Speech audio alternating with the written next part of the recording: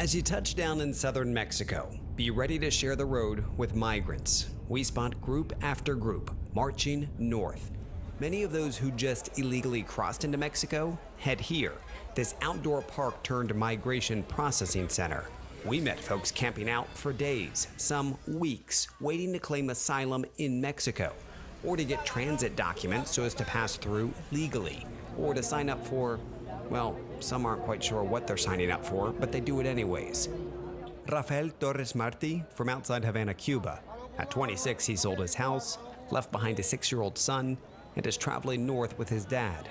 No, legalmente. Los Estados Unidos quisiera entrar legalmente. He wants to go legally into the U.S., so he wants to go through this process here, get his documentation, and then get to the northern border, and eventually cross. He wants to pave the way for the rest of his family to follow. Jairo Duarte traveled from Honduras with his wife and their 2 young boys. He's done this before. ¿Cuántos años? ¿Hace muchos años? 4 años. 4 years ago, he lived in Minnesota. Says he was painting water towers, water tanks, and he said he was deported from Minnesota to Honduras and is now making the trek again. In the already impoverished state of Chiapas, Tapachula feels the migrant strain. It is overflowing. A lot of it is just waiting to get into an office and processed eventually.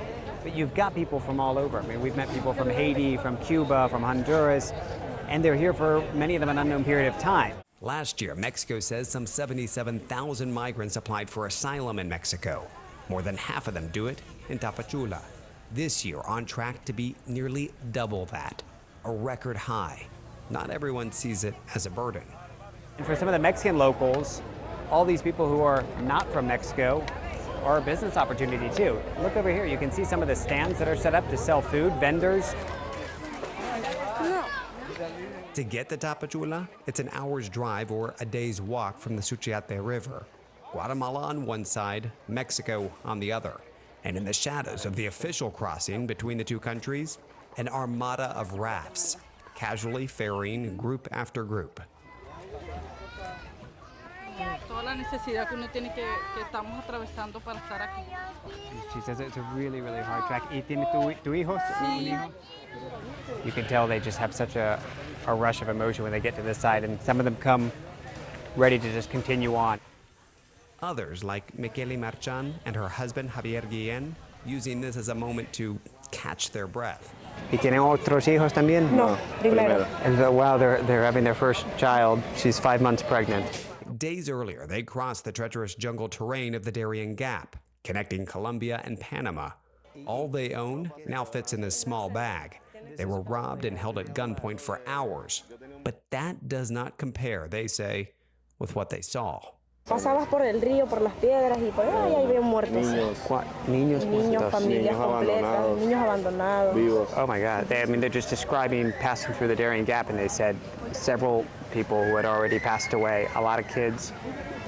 They saw the remains, and he says children who were abandoned. Those images haunt Susana Aleman, describing the journey she made with her 4 young kids.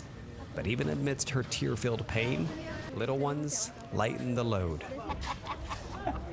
Get a little shampoo left in his hair. His 12-year-old sister, Sofia, helping clean it out, as Joandri then turns the questions on me.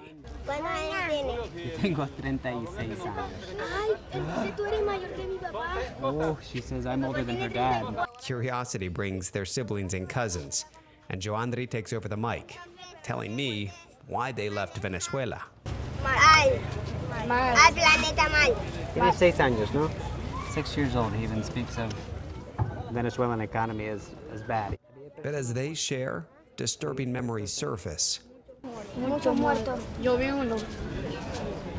Una mujer tenía el pelo amarillo y esta parte tenía todo lleno de sangre.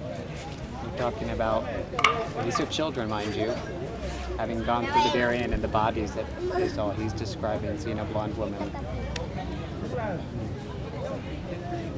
Sophia's pain as she remembers saying goodbye to loved ones.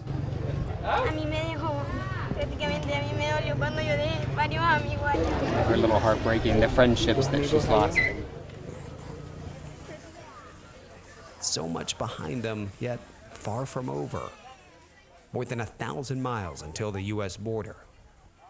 David Culver, CNN, Tapachula, Mexico.